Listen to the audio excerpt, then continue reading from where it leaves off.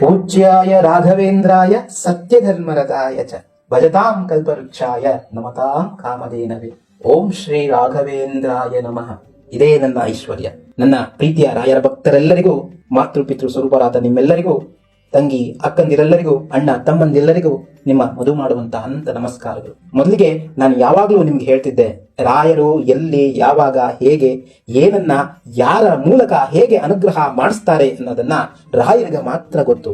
ಹಾಗಾಗಿ ನಾವೆಲ್ಲರೂ ಮಂದಭಾಗ್ಯರು, ಅಲ್ಪರು, ಅಜ್ಞಾನಿಗಳು, ಆದರೆ ಪಾಪಿಗಳಲ್ಲ.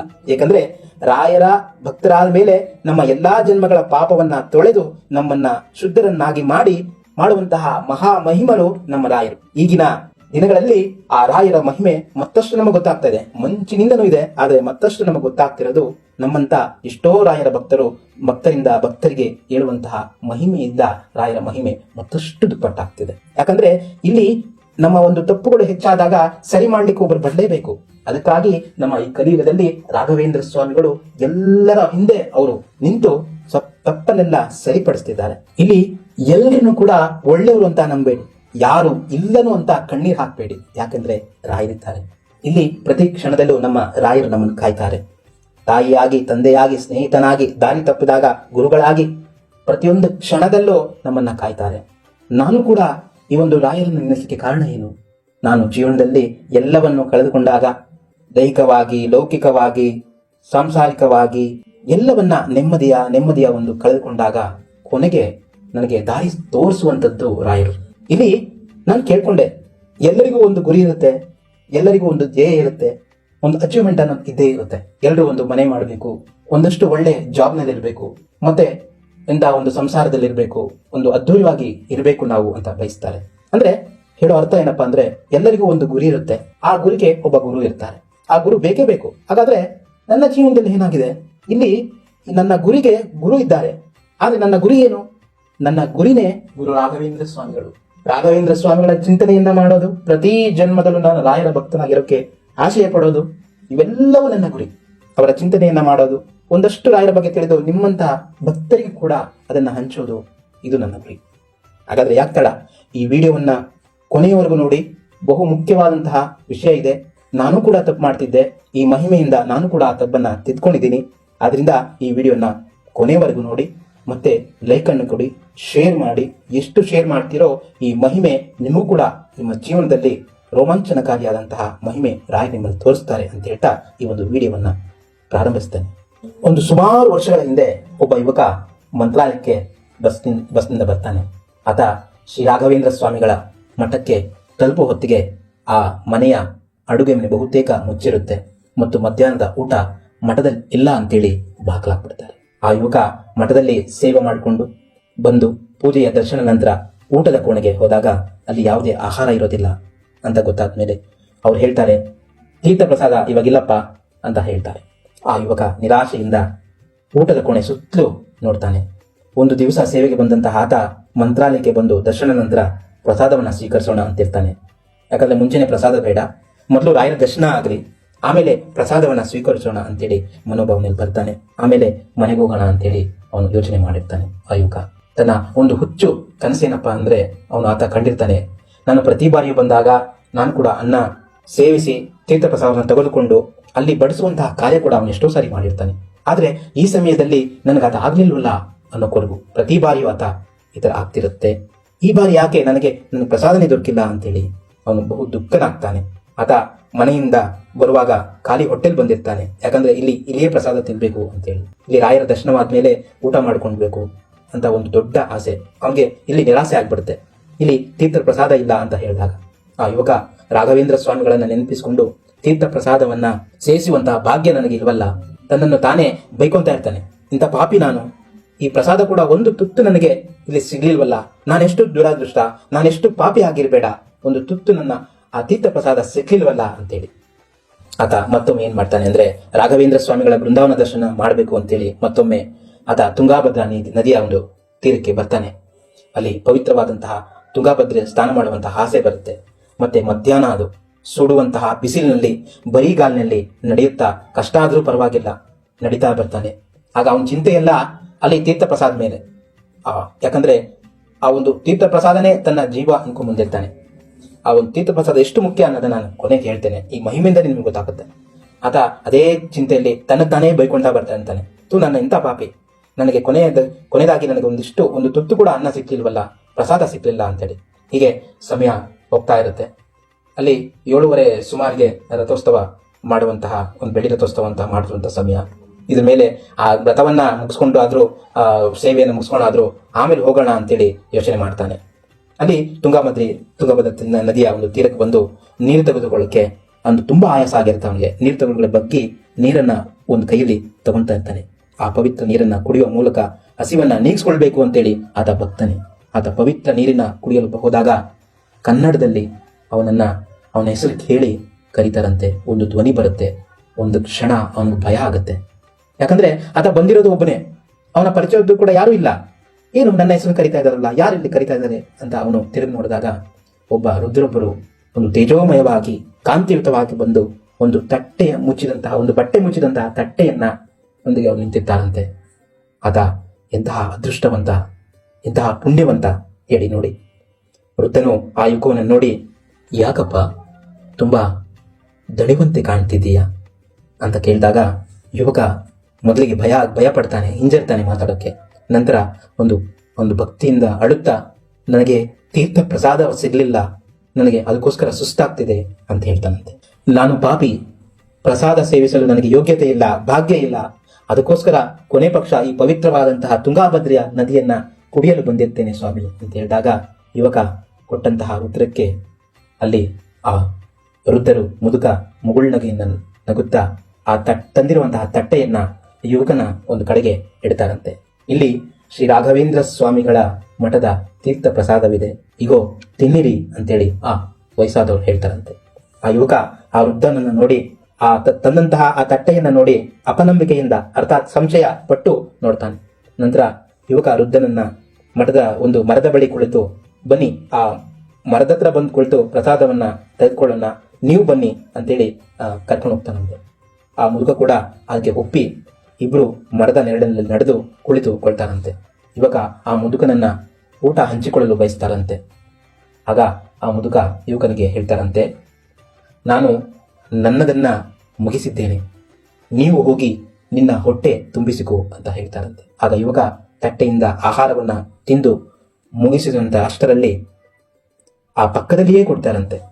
ಆ ಯುವಕ ಆ ಊಟವನ್ನ ತಿಂದು ಮುಗಿಸುವವರೆಗೂ ಕೂಡ ಆ ಪಕ್ಕದಲ್ಲಿ ಆ ವೃದ್ಧ ಬಂದು ಕುಳಿತಿರ್ತಾರಂತೆ. ಆ ಯುವಕ ಊಟ ಮುಗಿಸಿದ ನಂತರ ಆ ವಯಸ್ಸಾದವರು ಬಂದು ಒಂದು ಉಪಕಾರ ಮಾಡ್ತೀಯಪ್ಪ ಅಂತ ಹೇಳ್ತಾರಂತೆ. ಆ ಯುವಕನಿಗೆ ಆ ಮುದುಕರು ಕೇಳ್ತಾರಂತೆ, ಒಂದು ಉಪಕಾರವನ್ನ ಮಾಡ್ತೀಯಾ ಅಂತೇಳಿ. ಯುವಕ ಯೋಚಿಸದೆ ಏನ್ ಮಾಡ್ತಾನಂತೆ, ಒಪ್ಪಿಕೊಳ್ತಾನಂತೆ. ಏನು ಮಾಡಬೇಕು ಅಂತ ಹೇಳಿ ಸ್ವಾಮಿ ಅಂತ ಕೇಳಿದಾಗ ಆ ವೃದ್ಧರು, ಈ ತಟ್ಟೆಯನ್ನ ಶ್ರೀ ರಾಘವೇಂದ್ರ ಸ್ವಾಮಿ ಮಠಕ್ಕೆ ಇದು ಸೇರಿದ್ದು, ನಾನು ಈ ತಟ್ಟೆಯನ್ನ ಅಲ್ಲಿಂದ ತಂದಿದ್ದೇನೆ ಮತ್ತು ದಯವಿಟ್ಟು ಅದನ್ನ ಹಿಂತಿಸಬಹುದೇ ಇದನ್ನ ಅಂತ ಆ ಯುವಕ ಒಪ್ಕೊಳ್ತಾನೆ. ಚೆನ್ನಾಗಿ ಅದನ್ನ ತೊಳೆದು ತುಂಗಾಭದ್ರಾ ನೀರಿಗೆ ಹೋಗಿ ತೊಳೆದು ಚೆನ್ನಾಗಿ ತೊಳಿಬೇಕಾದ್ರೆ ಅವನಿಗೆ ಆ ತಟ್ಟೆ ಒಂಥರ ಹೊಳೆಗೆ ಶುರು ಮಾಡುತ್ತೆ, ಒಂದು ಹೊಳಪು ಬರುತ್ತೆ. ಅದು ಬೆಳ್ಳಿಯ ತಟ್ಟೆ ಆಗಿರುತ್ತೆ. ಆಶ್ಚರ್ಯಚಕಿತನಾದಂತಹ ಆತ ಹಿಂತಿರುಗಿ ನೋಡಿದಾಗ ಆ ಮುದುಕ ಒಬ್ಬ ವ್ಯಕ್ತಿಯ ಕಡೆಗೆ ಬೆಳ್ಳನ್ನು ತೋರಿಸ್ತಾರೆ. ಆ ತಟ್ಟೆಯನ್ನ ಆತನಿಗೆ ಕೊಡುವಂತೇಳಿ ಆ ಸನ್ನೆಯನ್ನ ಮಾಡ್ತಾರೆ. ಆ ವೃದ್ಧನು ತೋರಿಸಿದಂತಹ ವ್ಯಕ್ತಿ ಬೇರಾರು ಅಲ್ಲ, ರಾಘವೇಂದ್ರ ಸ್ವಾಮಿ ಮಠದ ಅರ್ಚಕರಾಗಿರ್ತಾರೆ. ಆ ತಟ್ಟೆಯನ್ನ ಆ ಅರ್ಚಕರಿಗೆ ಸೇರಿಸಬೇಕೆಂದು ಅವ್ರು ತಿಳಿಸ್ತಾರೆ. ಆಗ ಅವ್ರಿಗೂ ಕೊಟ್ಟಾಗ ಆ ತಟ್ಟೆಯನ್ನ ಅರ್ಚಕರು ಕುಲಂಕುಷವಾಗಿ ಪರೀಕ್ಷಿಸ್ತಾರೆ. ರಾಯರ ಬೃಂದಾವನದಲ್ಲಿ ಪ್ರತಿನಿತ್ಯ ಇಡುವಂತಹ ಬೆಳ್ಳಿ ತಟ್ಟೆ ಅಲ್ವಾ ಇದು ಅಂತೇಳಿ ಯೋಚಿಸ್ತಾರೆ. ಆ ದಿನ ರಾಯರಿಗೆ ನೈವೇದ್ಯವನ್ನು ಅರ್ಪಿಸಿ ಅದನ್ನ ಪ್ರಾಕಾರದಲ್ಲಿಟ್ಟು ತಟ್ಟೆ ಇಲ್ಲಿಗೆ ಹೇಗೆ ಬಂತು ಅಂತ ಬಹು ದಿಗ್ಭ್ರಮೆಗೊಳ್ತಾರೆ ಆ ಆಚಾರ್ಯರು. ಈ ತಟ್ಟೆ ಆ ಯುವಕನ ಕೈಗೆ ಹೇಗೆ ಬಂತು ಅನ್ನೋದನ್ನ ಕೇಳಿದಾಗ ಆ ತಟ್ಟೆಯನ್ನ ಒಬ್ಬ ವೃದ್ಧರು ಬಂದು ನನಗೆ ಕೊಟ್ರು ಅಂದಾಗ ಅರ್ಚಕರು ಆ ಯುವಕರು ಇಬ್ರು ಆ ವೃದ್ಧನನ್ನ ಸುತ್ತಲೂ ಹುಡುಕ್ತಾರೆ, ಅಲ್ಲಿ ಎಲ್ಲೂ ಕಾಣಲ್ಲ. ನಂತರ ಆ ಅರ್ಚಕರು ಆ ಯುವಕನಿಗೆ ವಾಪಸ್ ಆಗಿ ಅರ್ಚಕರು ಪ್ರಾಕಾರ ಕರ್ಕೊಂಡು ಹೋಗ್ತಾರೆ ಅವನನ್ನ, ಬಾ ಅಂತೇಳಿ. ಆ ಯುವಕನು ಒಳಗೆ ಹೋಗ್ತಾನೆ. ನಂತರ ಅರ್ಚಕರು ನೈವೇದ್ಯ ಮಾಡಿದಂತ ತಟ್ಟೆಯನ್ನ ಅಲ್ಲಿ ಕಣ್ಣಾರೆ ನೋಡ್ತಾರೆ. ಅಲ್ಲಿ ಇಲ್ಲಿ ಕಾಣೆ ಆಗಿರುತ್ತದು. ಅದರಿಂದ ಅವರು ಚಡಪಡಿಸಿ ಒಂದು ಗಾಬರಿ ಆಗ್ತಾರೆ. ಇಷ್ಟೊತ್ತಾಗ್ಲೇ ಆ ಘಟನೆಯನ್ನ ಒಂದು ನೋಡ್ತಿದ್ದಂತಹ ಆ ಯುವಕ ಸಂಪೂರ್ಣವಾಗಿ ಅವನು ಕೂಡ ಆತಂಕವಾಗ್ತಾನೆ. ಇಲ್ಲಿ ಪ್ರಾಕಾರಕ್ಕೆ ಹೋದಾಗ ಅರ್ಚಕರು ಜೊತೆ ಹೋಗುವಾಗ ಅವನು ಕೇಳ್ತಾನೆ, ಅರ್ಚಕರು ಬೃಂದಾವನದ ಒಳಗೆ ಹೋಗಿ ಒಂದು ಸ್ಥಳವನ್ನ ನೋಡಿ ದಿಗ್ಭ್ರಮ ಮ್ಯಾಗ್ ನಿಂತ್ಕೊಂಡ್ಬಿಡ್ತಾರೆ. ಆ ಯುವಕ ಅದನ್ನು ಕೂಡ ಗಮನಿಸ್ತಾ ಇರ್ತಾನೆ. ಆಗ ಯುವಕ ಆ ಅರ್ಚಕರನ್ನ ಏನಾಯ್ತು ಅಂತೇಳಿ ಕೇಳಿದಾಗ ಆ ಅರ್ಚಕರು, ಈ ಬೆಳ್ಳಿ ತಟ್ಟೆಯನ್ನ ಪ್ರತಿನಿತ್ಯ ಬೃಂದಾವನದ ಮುಂದೆ ನೈವೇದ್ಯಕ್ಕಾಗಿ ಇಡಲಾಗ್ತಿತ್ತು, ನಾವು ಈ ಬಾಗಿಲನ್ನ ಬೀಗ ಹಾಕಿದೆವು ಮತ್ತು ಈ ಬೆಳ್ಳಿ ತಟ್ಟೆ ಕೂಡ ಈ ಬೃಂದಾವನ ಸಂಕೀರ್ಣದೊಳಗೆ ಇತ್ತು. ಇದರರ್ಥ ರಾಯರು ಸ್ವತಃ ನಿಮ್ಮ ಬಳಿಗೆ ಬಂದು ತೀರ್ಥ ಪ್ರಸಾದವನ್ನ ಅರ್ಪಿಸ್ತಾರೆ. ಆ ವೃದ್ಧರು ಯಾರು ಅಲ್ಲ, ಮಹಾಮಹಿಮರಾದಂತ ರಾಯರು. ನೀವು ರಾಯರನ್ನ ನೋಡಿ ಅವರಿಂದ ಆಹಾರವನ್ನ ಸೇವಿಸ್ತಿದ್ದೀರಾ, ನೀವು ಧನ್ಯರು ಅಂತ ಆ ಅರ್ಚಕರು ತಿಳಿಸ್ತಾರೆ. ಆಗ ಆ ಯುವಕ ಆಶ್ಚರ್ಯಚಕಿತನಾಗಿ ತನ್ನ ಹಸಿವನ್ನ ನೀಗಿಸಲು ಬಂದಿರುವಂತಹ ರಾಯರು ಅಂತ ತಿಳಿದಾಗ ಅವನಿಗೆ ಆನಂದವಾಗಿ, ರಾಯರು ಅಂತ ಗುರುತಿಸದೆ ನನಗೆ ಗುರುತಕ್ಕೆ ಆಗಲಿಲ್ಲವಲ್ಲ, ಅವರು ತಾವೇ ಬಂದು ನನ್ನ ಹಸಿವನ್ನ ಅರ್ಥ ಮಾಡಿಕೊಂಡು ನನ್ನ ನೋವನ್ನ ಅರ್ಥ ಮಾಡಿಕೊಂಡು ನಾನು ಊಟ ಮಾಡುವ ಮುಗಿಸಿನವರೆಗೂ ರಾಯರು ನನ್ನ ಜೊತೆಯಲ್ಲೇ ನನ್ನ ಪಕ್ಕದಲ್ಲಿ ಕುಳಿತರೂ ಕೂಡ ನನಗೆ ಗೊತ್ತಾಗ್ಲಿಲ್ಲವಲ್ಲ, ರಾಯರು ನನಗೆ ಊಟ ಕೊಟ್ರಲ್ಲ ಅಂತೇಳಿ ಆತ ಮನೆಗೆ ಹೋಗುವಂತ ಇಚ್ಛೆ ಮಾಡ್ತಾನೆ, ಆನಂದದಿಂದ ಇಚ್ಛೆ ಮಾಡ್ತಾನೆ. ಅಂದ್ರೆ ಮಂತ್ರಾಲಯಕ್ಕೆ ಬರುವಂತಹ ಎಲ್ಲರೂ ಯಾರೂ ಕೂಡ ಹಸಿವಿನಿಂದ ಹಿಂತಿರಬಾರದು ಅಂತೇಳಿ ರಾಯರು ತನಗೆ ಇದರ ಮೂಲಕ ಸಂದೇಶವನ್ನ ಕೊಟ್ಟಿದ್ದಾರೆ ಅನ್ನೋದನ್ನ ಅವನು ಅರ್ಥಕೊಳ್ತಾನೆ. ಇದೇ ನೋಡಿ ತೀರ್ಥ ಪ್ರಸಾದದ ವಿಶೇಷತೆ. ಇದನ್ನ ಪವಿತ್ರ ವಾತಾವರಣದಲ್ಲಿ ತಯಾರಿಸಿ ಅದೇ ಆವರಣದಲ್ಲಿ ಬಡಿಸ್ತಾರೆ. ರಾಯರ ಮಂತ್ರಾಲಯದಲ್ಲಿ ಹೋಗಿದ ನಂತರ ಅಲ್ಲಿ ಊಟ ಮಾಡದೆ ವಾಪಸ್ ಬರುವುದು ಅರ್ಥವೇ ಇಲ್ಲ. ಇದು ಯಾಕಪ್ಪ ಅಂತ ಹೇಳ್ತೀನಿ ಅಂದ್ರೆ, ಸ್ವತಃ ನಾನು ನೀವೆಲ್ಲರೂ ಏನ್ ತಪ್ಪು ಮಾಡ್ತಾ ಇದೀವಿ ಅಂದ್ರೆ, ಯಾವ್ದಾನ ಒಂದು ಮಠ ದೇವಸ್ಥಾನಕ್ಕೆ ಹೋದಾಗ ಅಲ್ಲಿಯ ಪ್ರಸಾದವನ್ನೇ ಸ್ವೀಕರಿಸಬೇಕು. ಅದನ್ನ ಬಿಟ್ಟು ನಾವೇನಾದ್ರೂ ಕ್ಯೂವಲ್ಲಿ ನಿಂತ್ಕೋಬೇಕು ಅಂತೇಳಿ ಅಸಡ್ಡೆ ಮಾಡಿ, ಇಲ್ಲ ಹೋಗ್ಲಿಕ್ಕಾಗಲ್ಲ ಅನ್ನೋದು ಒಂದು ಮನಸ್ಸು ಮಾಡಿ ಹೋಟೆಲ್ ಅಲ್ಲಿ ತಿಂದ್ರೆ, ಇದೆಲ್ಲ ನಮಗೆ ನಾವು ಹೋಗಿದಂತಹ ಮಂತ್ರಾಲಯ ಆಗ್ಲಿ, ಬೇರೆ ಯಾವ್ದನ ದೇವಸ್ಥಾನ ಮಠಗಳಾಗ್ಲಿ, ಅಲ್ಲಿನ ದರ್ಶನ ಭಾಗ್ಯ ಪುಣ್ಯವೆಲ್ಲ ವ್ಯರ್ಥವಾಗ್ಬಿಡುತ್ತೆ. ಅದರಿಂದ ಮಠದಲ್ಲಿ ಹೋದ್ಮೇಲೆ ಅಲ್ಲಿ ತೀರ್ಥ ಪ್ರಸಾದವನ್ನ ಸ್ವೀಕರಿಸೇ ಬನ್ನಿ. ಅಕಸ್ಮಾತ್ ನಿಮಗೆ ವಯಸ್ಸಾದವರು ನಡ್ಲಿಕ್ಕಾಗ್ಲಿಲ್ಲ, ಅಲ್ಲಿ ಕೂತ್ಕೊಂಡು ತಿನ್ನಕ್ಕಾಗ್ಲಿಲ್ಲ ಅನ್ನೋರು ಅಸಕ್ತರು ಅನ್ನೋರಾದ್ರೆ, ದಯವಿಟ್ಟು ನಿಮಗೆ ಆಗ್ಲಿಲ್ಲ ಅಂದ್ರೆ ದಯವಿಟ್ಟು ನಿಮ್ಮ ಮನೆಯಿಂದ ಒಂದ್ ಸ್ವಲ್ಪ ತಿಂಡಿನಾದ್ರೂ ತಂದೆ ಅದನ್ನ ತಿನ್ನಿ. ಯಾವುದೇ ಕಾರಣಕ್ಕೂ ಈ ಒಂದು ಸೇವೆ ಅಂತಾಗ್ಲಿ, ದರ್ಶನಕ್ಕೆ ಅಂತ ಹೋಗಿದ್ದಾಗ್ಲಿ ಆ ಸಮಯದಲ್ಲಿ ಹೊರಗಿನ ಹೋಟೆಲ್ನ ಊಟಗಳನ್ನ ತಿಂಡಿಗಳನ್ನ ದಯವಿಟ್ಟು ತಿನ್ನಬೇಡಿ. ಇದು ಈ ಒಂದು ಮಹಿಮೆಯಿಂದ ನಾವು ತಿಳ್ಕೊಳ್ಳುವಂತಹ ಒಂದು ತಾತ್ಪರ್ಯ. ಹಾಗೆ ಈ ಒಂದು ಮಹಿಮೆಯನ್ನ ಕೇಳ್ತಾ ನನ್ನ ಜೀವನದಲ್ಲಿ ಗುರಿಯಾಗಿರುವರು ಗುರುಗಳು ಅವರೇ, ನನ್ನ ಗುರಿ ಕೂಡ ಆ ಗುರುಗಳೇ. ಆದ್ರಿಂದ ರಾಯರು ಒಂದು ಮಹತ್ ಕಾರ್ಯವನ್ನ ಮಾಡಿಸ್ತಿದ್ದಾರೆ. ಅದಕ್ಕೆಲ್ಲರೂ ಕೈ ಜೋಡಿಸಿ, ನಾನು ಒಂದೊಂದಾಗಿ ಹೇಳಿ ಬರ್ತೇನೆ ನಿಮಗೆ, ಎಲ್ಲರೂ ಕೈ ಜೋಡಿಸಿ ಅದೊಂದು ಮಹತ್ ಕಾರ್ಯ ಮಾಡ್ತಿದ್ದೇನೆ. ಹೆಚ್ಚಿನ ವಿಷಯಕ್ಕಾಗಿ ನನ್ನ ವಾಟ್ಸ್ಆಪ್ ನಂಬರ್ಗೆ ಹಾಯ್ ಅಂತ ಕಳಿಸಿದ್ರೆ ನಿಮ್ಮ ಪೂರ್ಣ ವಿವರವನ್ನ ನಾನು ಅಲ್ಲಿ ಕೊಡ್ತೇನೆ. ಪ್ರತಿಯೊಬ್ಬರು ನನ್ನೊಂದಿಗೆ ರಾಯರ ಒಂದು ಅಮೂಲ್ಯವಾದಂತಹ ಮಹತ್ ಕಾರ್ಯಕ್ಕೆ ನಾವು ಮುನ್ನುಗ್ಗೋಣ ಅಂತ ಹೇಳಿ ಮುಂದಿನ ದಿವಸಗಳಲ್ಲಿ ನಿಮಗೆ ಹೇಳ್ತೇನೆ. ಅದು ವ್ಯವಸ್ಥೆ ಆಗ್ತಾ ಇದೆ, ಯಾಕಂದ್ರೆ ಪೂರ್ಣ ವ್ಯವಸ್ಥೆ ಆಗೋವರೆಗೂ ನಾನು ನಿಮಗೆ ಹೇಳಲಿಕ್ಕಾಗಲ್ಲ. ಅದಕ್ಕೋಸ್ಕರ ಈ ಒಂದು ರಾಯರ ಚರಣ ಸೇವಕನನ್ನ ದಯವಿಟ್ಟು ಬೆಂಬಲಿಸಿ. ಇನ್ನೂ ಎಷ್ಟೋ ವಿಷಯಗಳು ನನ್ನ ಒಡಲಲ್ಲಿ ತುಂಬಿದೆ, ನನ್ನ ಹೃದಯದಲ್ಲಿ ತುಂಬಿದೆ, ಅದನ್ನೆಲ್ಲನೂ ಆಚೆ ತೆಗಬೇಕು ಅಂತ ತುಂಬಾ ಇಷ್ಟ. ಅದು ಪ್ರತಿಯೊಬ್ಬರಿಗೂ ಇಷ್ಟವಾಗಿ ಪ್ರತಿಯೊಬ್ಬರಿಗೂ ಅನುಕೂಲವಾಗುವಂತಹ ಯೋಜನೆಗಳು. ಆದ್ದರಿಂದ ತಾವು ಕೂಡ ನನ್ನೊಂದಿಗೆ ಕೈ ಜೋಡಿಸಿ ಪ್ರತಿ ಮಠ ದರ್ಶನದಲ್ಲೂ ಕೂಡ ನನ್ನೊಂದಿಗೆ ಬನ್ನಿ ಅಂದ್ರೆ ನಾನು ಹೋಗುವಂತಹ ದರ್ಶನವನ್ನ ಪ್ರತಿ ವಾರವೂ ನೀವು ನೋಡಿ, ಇಲ್ಲ ನಾನು ವಾಟ್ಸಪ್ನಲ್ಲಿ ಅಪ್ಡೇಟ್ ಮಾಡ್ತಾ ಇರ್ತೇನೆ, ನಾನು ಇಂಥ ಮಠಕ್ಕೆ ಹೋಗ್ತೀನಿ ಅಂತೇಳಿ, ಅಲ್ಲೂ ಕೂಡ ನನ್ನನ್ನ ನೀವು ಭೇಟಿ ಆಗ್ಬೋದು. ನನ್ನ ಒಂದು ಯೋಜನೆಗಳ ಬಗ್ಗೆ ನೀವು ಚರ್ಚಿಸಬಹುದು, ಇದೆಲ್ಲವನ್ನ ಮಾಡಬಹುದು. ಆದಷ್ಟು ಬೇಗ ನಮ್ಮೆಲ್ಲರನ್ನ ರಾಯರು ಮತ್ತಷ್ಟು ಹತ್ತಿರವಾಗ್ಲಿ. ಯಾಕಂದ್ರೆ ನಮ್ಮ ಸಂಬಂಧ ಈ ಜನ್ಮದಲ್ಲ, ಇದು ಬಹುಜನ್ಮದ ಒಂದು ಅನುಬಂಧ. ರಾಯರ ಸಂಬಂಧ ಅಷ್ಟೇ ಗಟ್ಟಿಯಾಗಿರುತ್ತೆ. ಆದ್ದರಿಂದ ಪ್ರತಿಯೊಬ್ಬರು ನನ್ನ ತಂದೆ ತಾಯಿಗಳಾಗ್ಲಿ, ಅಕ್ಕ ತಂಗಿಗಳಾಗ್ಲಿ, ಇದೊಂದು ಮುಖ್ಯವಾದಂತಹ ಚಾನಲ್, ರಾಯರ ಭಕ್ತ ಚಾನಲ್. ರಾಯರ ಚಿಂತನೆಯನ್ನ, ರಾಯರ ದರ್ಶನವನ್ನ, ರಾಯರ ಎಲ್ಲಾ ವಿಚಾರವನ್ನ ಸಾಧ್ಯವಾದಷ್ಟು ತಿಳಿಸುವಂತಹ ಪ್ರಯತ್ನ ಮಾಡ್ತೇನೆ. ನನ್ನೊಂದಿಗಿರಿ ಅಂತ ತಮ್ಮೆಲ್ಲರಿಗೂ ವಿನಂತಿಸಿಕೊಳ್ತೇನೆ.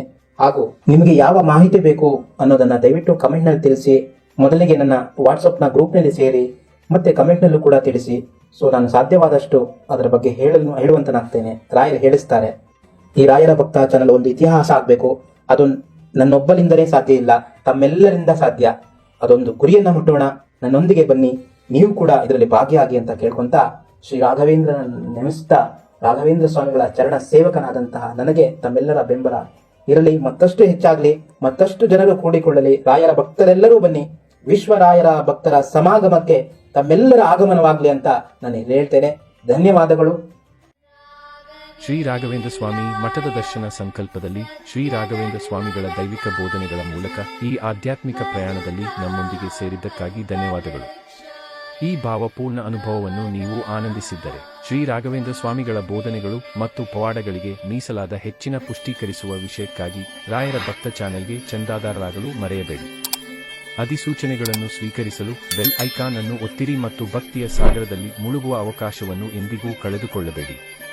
ಆಧ್ಯಾತ್ಮಿಕ ಕಂಪನಗಳನ್ನು ಹರಿಯುವಂತೆ ಮಾಡಲು ಸಾಮಾಜಿಕ ಮಾಧ್ಯಮದಲ್ಲಿ ನಮ್ಮೊಂದಿಗೆ ಸಂಪರ್ಕದಲ್ಲಿರಿ.